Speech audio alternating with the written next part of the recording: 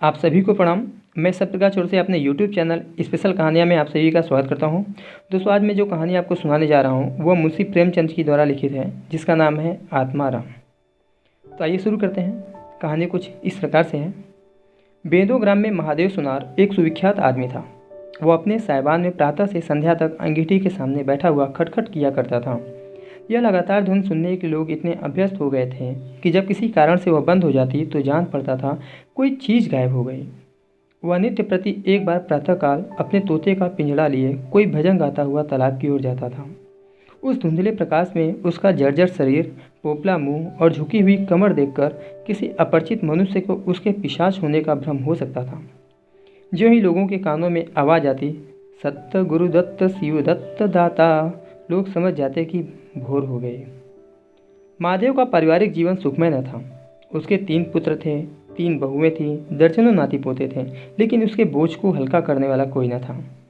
लड़के कहते, जब तक दादा जीते हैं हम जीवन का आनंद भोग लें, फिर तो यह ढोल गले पड़ेगी ही। बेचारे महादेव को कभी कभी निराहार ही रहना पड़ता। भोजन के समय उसके घर में साम्यवाद का ऐसा गगनभेदी निर्घोष होता कि वह भूखा ही उठाता और नारियल का हुक्का पीता हुआ सो जाता। उनका व्यावसायिक जीवन और भी अशांतिकारक था। यद्यपि वह अपने काम में निपुण था, उसकी खटाई औरों से कहीं ज़्यादा शुद्धिकारक और उसकी रासायनिक क्रियाएं कहीं ज़्यादा कष्टसाध्य थीं। तथापि उसे आए दिन शक्ति और धैर्य शून्य प्राणियों के अपशब्द सुनने पड़ते थे। पर महादेव अविचलित गंभीर से सिर झुकाए सब कुछ सुना करता था। ज्यों ही यह कलह शांत होती, वह अपने तोते की ओर देखकर पुकार उठता, सत्य गुरुदत्त शिवदत्त दाता। इस मंत्र को जपते ही उसके चित्त को पूर्ण शांति प्राप्त हो जाती। एक दिन संयोगवश किसी लड़के ने पिंजड़े का द्वार खोल दिया। तोता उड़ गया। महादेव ने सिर उठाकर जो पिंजड़े की ओर देखा तो उसका कलेजा सन्न से हो गया। तोता कहाँ गया? उसने फिर पिंजड़े को देखा, तोता गायब था। महादेव घबरा कर उठा और इधर उधर खपड़ेलों पर निगाह दौड़ाने लगा। उसे संसार में कोई वस्तु अगर प्यारी थी तो वह बस यही तोता था। लड़के बालों नाती पोतों से उसका जी भर गया था। लड़कों की चुलबुल से उसके काम में विघ्न पड़ता था। बेटों से उसे प्रेम न था, इसलिए नहीं कि वे निकम्मे थे, बल्कि इसलिए कि उनके कारण वह अपने आनंददायी कुल्हड़ों की नियमित संख्या से वंचित रह जाता था। पड़ोसियों से उसे चिढ़ थी, इसलिए कि वे अंगीठी से आग निकाल ले जाते थे। इन समस्त विघ्न बाधाओं से उसके लिए कोई पनाह न थी, तो यही तोता था। इससे उसे किसी प्रकार का कष्ट न होता था। वह अब उस अवस्था में था जब मनुष्य को शांति भोग के सिवा और कोई इच्छा नहीं रहती। तोता एक खपरेल पर बैठा था। महादेव ने पिंजड़ा उतार लिया और उसे दिखाकर कहने लगा, आ सत्य गुरुदत्त शिवदाता।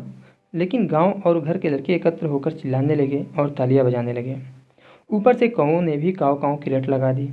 तोता उड़ा और गांव से बाहर निकलकर एक पेड़ पर जा बैठा। महादेव खाली पिंजड़ा लिए उसके पीछे दौड़ा सो दौड़ा। लोगों को उसकी द्रुतगामिता पर अचंभा हो रहा था। मुंह की इससे सुंदर, इससे सजीव, इससे भावमय कल्पना नहीं की जा सकती। दोपहर हो गई थी। किसान लोग खेतों से चले आ रहे थे। उन्हें विनोद का अच्छा अवसर मिल गया था।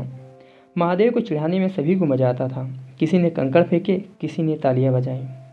तोता फिर उड़ा और वहां से दूर आम के बाग में एक पेड़ की फुनगी पर जा बैठा। महादेव फिर खाली पिंजड़ा लिए मेढक की भांति उचकता चला। बाग में पहुंचा तो पैर के तलुओं से आग निकल रही थी, सिर चक्कर खा रहा था। जब जरा सावधान हुआ तो फिर पिंजड़ा उठाकर कहने लगे, सत्य गुरुदत्त शिवदत्त दाता। तोता फुनगी से उतरकर नीचे की एक डाल पर आ बैठा, किंतु महादेव की ओर सशंक नेत्रों से ताक रहा था। महादेव समझ गए, डर रहा है। वह पिंजड़े को छोड़कर आप एक दूसरे पेड़ की आड़ में छिप गया। तोते ने चारों ओर गौर से देखा, निशंक हो गया, उतरा और आकर पिंजड़े के ऊपर बैठ गया। महादेव का हृदय उछलने लगा। सत्य गुरुदत्त शिवदत्त दाता का मंत्र जपता हुआ धीरे धीरे तोते के समीप आया और लपका कि तोते को पकड़ ले, किंतु तोता हाथ न आया। वह फिर पेड़ पर जा बैठा। शाम तक यही हाल रहा।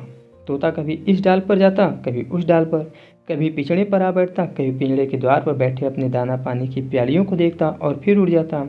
बुढ़ा अगर मूर्तिमान मोह था तो तोता मूर्तिमयी माया। यहाँ तक कि शाम हो गई।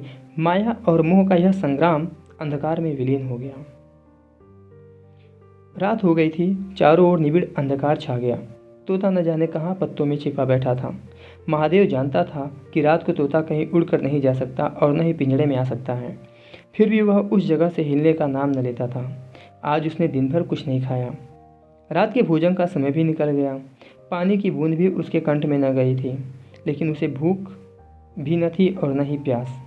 तोते के बिना उसे अपना जीवन निसार, शुष्क और सूना जान पड़ता था। वह दिन रात काम करता था इसलिए कि वह उसकी अंतः प्रेरणा थी। जीवन के और काम इसलिए करना था कि वह उसकी आदत थी। इन कामों में उसे अपनी सजीवता का लेश मात्र भी ज्ञान न होता था। तोता ही वह वस्तु था जो उसे चेतना की याद दिलाता था। उसका हाथ से जाना जीव का देह त्याग करना था। महादेव दिन भर भूखा प्यासा था, थका मांदा था, रह रहकर झपकियाँ ले लेता था, किंतु एक क्षण में फिर चौंक कर आंखें खोल देता और उस विस्तृत अंधकार में उसकी आवाज़ सुनाई देती, सत्य गुरुदत्त शिवदत्त दाता। आधी रात गुजर गई थी। सहसा वह कोई आहट पाकर चौंका। देखा, एक दूसरे वृक्ष के नीचे एक धुंधला दीपक जल रहा है और कई आदमी बैठे हुए आपस में कुछ बातें कर रहे हैं। वे सब चीलम पी रहे थे। तंबाकू की महक ने उसे अधीर कर दिया। उच्च स्वर से बोला, सत्य गुरुदत्त शिवदत्त दाता, और उन आदमियों की ओर चीलम पीने चला गया। किंतु जिस प्रकार बंदूक की आवाज़ सुनते ही हिरन भाग जाते हैं, उसी प्रकार उसे आते देख सब के सब उठकर भाग उठे। कोई इधर गया, कोई उधर। महादेव चिल्लाने लगे, ठहरो ठहरो। एकाएक उसे ध्यान आया कि हो सकता है कि शायद ये चोर हैं। वह जोर से चिल्ला उठा, चोर चोर, पकड़ो पकड़ो। चोरों ने पीछे फिर मुड़कर न देखा। महादेव दीपक के पास गया तो उसे एक कलसा रखा हुआ मिला जो मोर्चे से काला हो रहा था। महादेव का हृदय उछलने लगा। उसने कलसे में हाथ डाला तो उसमें मोहरें भरी हुई थीं। उसने एक मोहरे बाहर निकाली और दीपक के उजाले में देखा, हाँ, ये सचमुच मोहरें ही थीं। उसने एक मोहरे बाहर निकाली और दीपक के उजाले में देखा, हाँ, ये मोहरें ही थीं।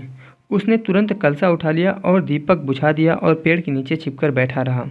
साहस से चोर बन गया महादेव अब। उसे फिर शंका हुई, ऐसा न हो चोर लौट आवे और मुझे अकेला देखकर मोहरे छीन लें। उसने कुछ मोहर कमर में बांधी, फिर एक सूखी लकड़ी से जमीन की मिट्टी हटाकर कई गड्ढे बनाए, उन्हें मोहरे से भरकर मिट्टी से ढक दिया। महादेव के अंतः नेत्रों के सामने अब एक दूसरा जगत था, चिंताओं और कल्पना से परिपूर्ण। यद्यपि अभी कोष के हाथ से निकल जाने का भय था, पर अभिलाषाओं ने अपना काम शुरू कर दिया। एक पक्का मकान बन गया, सराफे की एक भारी दुकान खुल गई, निज संबंधियों से फिर नाता जुड़ गया, विलास की सामग्रियां एकत्र हो गईं। तब तीर्थ यात्रा चलने गए और वहां से लौटकर एक बड़े समारोह से यज्ञ ब्रह्मभोज हुआ। इसके पश्चात एक शिवालय और कुआं बन गया, एक बाग भी लग गया और वह नित्य प्रति कथा पुराण सुनने लगा। साधु संतों का आदर सत्कार होने लगा। अकस्मात उसे ध्यान आया, कहीं चोर आ जाएं तो मैं भागूंगा क्यों कर। उसने परीक्षा करने के लिए एक कलसा उठाया और 200 पग तक बेतहासा भागा हुआ चला गया। जान पड़ता था उसके पैरों में पर लग गए हैं। चिंता शांत हो गई। इन्हीं कल्पनाओं में रात व्यतीत हो गई। उषा का आगमन हुआ, हवा जागी, चिड़िया गाने लगी। सहसा महादेव के कानों में आवाज़ आई, सत्य गुरुदत्त शिवदत्त दाता, राम के चरण में चित्त लागा। यह बोल सदैव महादेव की जिह्वा पर रहता था। दिन में सहस्त्रों ही बार यह शब्द उसके मुंह से निकलते थे, पर उसका धार्मिक भाव कभी भी उसके अंतःकरण को स्पर्श न करता। जैसे किसी बाजे से राग निकलता है, उसी प्रकार उसके मुंह से यह बोल निकलता था, निरर्थक और प्रभाव शून्य। तब उसका हृदय रूपी वृक्ष पत्र पल्लव विहीन था। यह निर्मल वायु उसे गुंजरित न कर सकती थी, पर अब उस वृक्ष में कोपलें और शाखाएं निकल आई थी। इन वायु प्रवाह से झूम उठा, गुंजित हो गया। अरुणोदय का समय था। प्रकृति एक अनुरागमय प्रकाश में डूबी हुई थी। उसी समय तोता पैरों को जेड़े हुए ऊंची डाल से उतरा, जैसे आकाश से कोई तारा टूटे और आकर पिंजड़े में बैठ गया। महादेव प्रफुल्लित होकर दौड़ा और पिंजड़े को उठाकर बोला, आओ आत्माराम, तुमने कष्ट तो बहुत दिया, पर मेरा जीवन भी सफल कर दिया। अब तुम्हें चांदी के पिंजड़े में रखूंगा और सोने से मर दूंगा। उसके रोम रोम में परमात्मा के गुणानुवाद की ध्वनि निकलने लगी। प्रभु, तुम कितने दयावान हो। यह तुम्हारा असीम वात्सल्य है, नहीं तो मुझ पापी पतित प्राणी कब इस कृपा के योग्य था। इस पवित्र भावों में आत्मा विह्वल हो गई। वह अनुरक्त होकर कह उठा, सत्य गुरुदत्त शिवदत्त दाता, राम के चरण में चित्त लागा। उसने एक हाथ में पिंजड़ा लटकाया, बगल में कलसा दबाया और घर चला। महादेव घर पहुंचा तो अभी कुछ अंधेरा था। रास्ते में एक कुत्ते के सिवा और किसी से भेंट न हुई, और कुत्ते के मोहरों से विशेष प्रेम नहीं होता। उसने कलसे को एक नाद में छिपा दिया और कोयले से अच्छी तरह ढककर अपनी कोठरी में रखाया। जब दिन निकल आया तो वह सीधे पुरोहित के घर पहुंचा। पुरोहित पूजा पर बैठे सोच रहे थे, कल ही मुकदमे की पेशी है और अभी तक हाथ में कौड़ी भी नहीं। यजमानों में भी कोई सांस नहीं लेता। इतने में महादेव ने पालागन की। पंडित जी ने मुंह फेर लिया, यह मंगल मूर्ति कहाँ से आ पहुंची, मालूम नहीं दाना भी मैसर होगा या नहीं। रुष्ट होकर पूछा, क्या है जी, क्या कहते हो? जानते नहीं हम इस समय पूजा पर रहते हैं? महादेव ने कहा, महाराज आज हमारे यहाँ सत्यनारायण की कथा है। पुरोहित जी विस्मित हो गए। कानों पर विश्वास न हुआ। महादेव के घर कथा का होना उतना ही असाधारण घटना थी जितनी अपने घर से किसी भिखारी के लिए भीख निकालना। पूछा, आज क्या है? महादेव बोला, कुछ नहीं, बस ऐसी इच्छा हुई आज भगवान की कथा सुन लूँ। प्रभात ही से तैयारी होने लगी। वेदों के निकटवर्ती गांवों में सुपारी फिरी। कथा के उपरांत भोज का भी न्योता था। जो सुनता आश्चर्य करता, आज रेत में धूप कैसे जम गई। संध्या समय जब सब लोग जमा हो गए और पंडित जी अपने सिंहासन पर विराजमान हुए तो महादेव खड़ा होकर उच्च स्वर में बोला, भाइयों, मेरी सारी उम्र छल कपट में कट गई। मैंने न जाने कितने आदमियों को दगा दी, कितने खरे को खोटा किया, पर अब भगवान ने मुझ पर दया की है। वह मेरे मुंह की काली को मिटाना चाहते हैं। मैं आप सब भाइयों से ललकार कर कहता हूँ, जिसका मेरे जिम्मे जो कुछ निकलता हो, जिसकी जमा मैंने मार ली हो, जिसके चोखे माल का खोटा कर दिया हो, वह आकर अपनी एक एक कौड़ी चुका ले। अगर कोई यहाँ ना आ सका तो आप लोग उससे जाकर कह दीजिए, कल से 1 महीने तक जब जी चाहे आए और अपना हिसाब चुकता कर ले। गवाही साखी का काम नहीं। सब लोग सन्नाटे में आ गए। कोई मार्मिक भाव से सिर हिलाकर बोला, हम कहते न थे। किसी ने अविश्वास से कहा, क्या खाकर भरेगा, हजारों को टोटल हो जाएगा।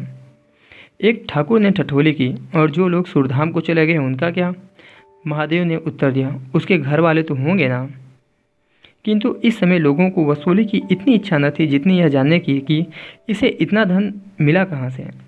किसी को महादेव के पास आने का साहस न हुआ। देहात के आदमी थे, गड़े मुर्दे उखाड़ना क्या जाने। फिर प्रायः लोगों को याद भी न था कि उन्हें महादेव से क्या पाना है, और ऐसे पवित्र अवसर पर भूल चूक हो जाने का भय उनका मुंह बंद किए हुए था। सबसे बड़ी बात यह थी कि महादेव की साधुता ने उन्हें वशीभूत कर लिया था। अचानक पुरोहित जी बोले, तुम्हें याद है महादेव, मैंने एक कंठा बनाने के लिए सोना दिया था, तुमने कई माशे तौल में उड़ा दिए थे। महादेव ने कहा, हाँ हमें याद है, आपका कितना नुकसान हुआ होगा? पुरोहित, 50 रुपये से कम न होगा। महादेव ने कमर से 2 मोहरें निकाली और पुरोहित जी के सामने रख दी। पुरोहित जी की लोलुपता पर टिकाएं होने लगी। यह बेईमानी है, बहुत हो तो 2-4 रुपए का नुकसान हुआ होगा। बेचारे से 50 रुपये ऐंठ लिए। नारायण का भी डर नहीं, बनने को पंडित पर नियत ऐसी खराब। राम राम। लोगों को महादेव पर एक श्रद्धा सी हो गई।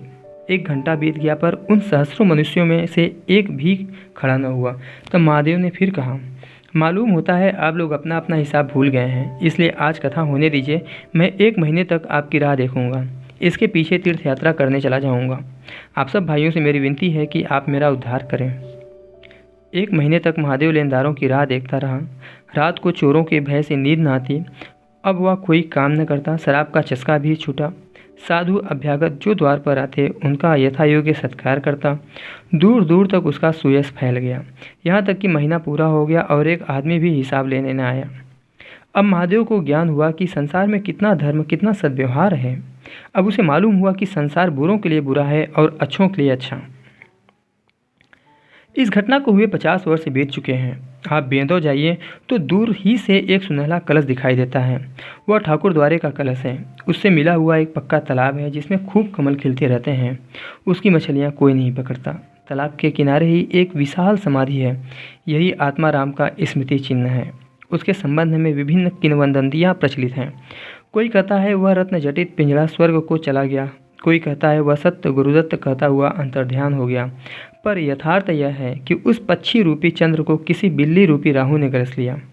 लोग कहते हैं आधी रात को अभी तक तालाब के किनारे आवाज़ आती है, सत्य गुरुदत्त शिवदत्त दाता, राम के चरण में चित्त लागा। महादेव के विषय में भी कितनी ही जनश्रुतियाँ हैं। उनमें सबसे मान्य यह है कि आत्माराम के समाधिस्थ होने के बाद वह कई सन्यासियों के साथ हिमालय चला गया और वहाँ से लौट कर न आया।